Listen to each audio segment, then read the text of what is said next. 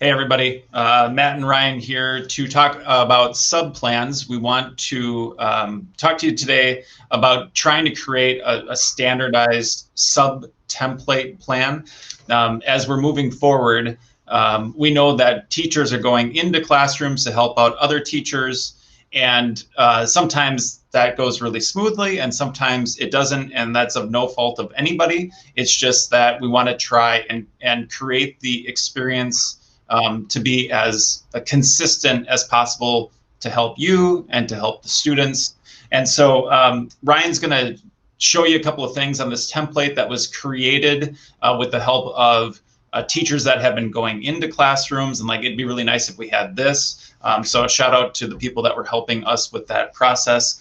And really, if this goes the way that I hope that it will, it shouldn't take a lot of time to develop your sub template, and B, this really should be kind of the way that we're operating, whether we're in hybrid still or that we're in distance, and we won't have to use it a ton in distance. But even when, God willing, we're all back to normal. And so I'm going to hand it over to Ryan and let him kind of give you some how-tos and here's how you do it so that it doesn't take a whole lot of time.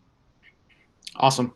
Yeah, so during our time, during CIT time, we're going to ask you just to create your template for you so that the next time that you need a sub, it's already kind of housed in the right spot and set up with the information that doesn't change, so that it just takes one less thing off your plate during that moment.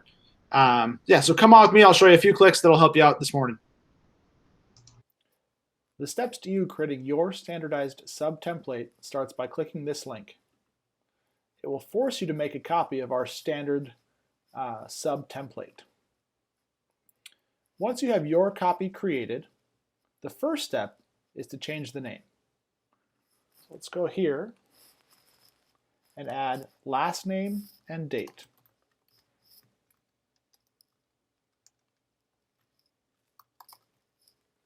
You'll notice on this sub template there is text that is highlighted.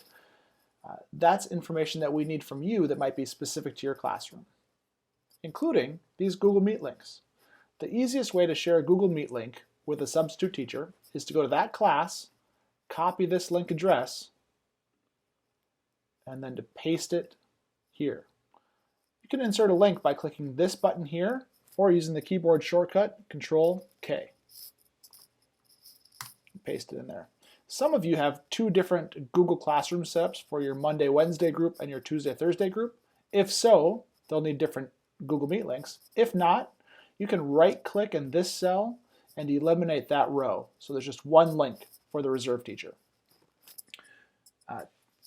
Once you've completed all your information, to eliminate all the highlighted text easily, use the keyboard shortcut Control-A to select all. Go to this highlight tool and click none. Then all the highlighted text will be gone. Now that we have a completed reserve teacher plan, we're going to store this template in your reserve teacher folder so that the next time you need a reserve teacher, it's already stored in the right spot, and all you have to do is include the lesson plans for that day.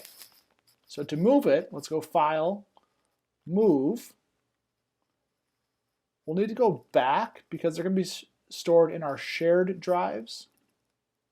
Scroll down to Reserve Teachers, then to Sunrise, then to your last name. Hit Move, and it'll be saved there. If you have any questions, please come see me. I'd be happy to help you out.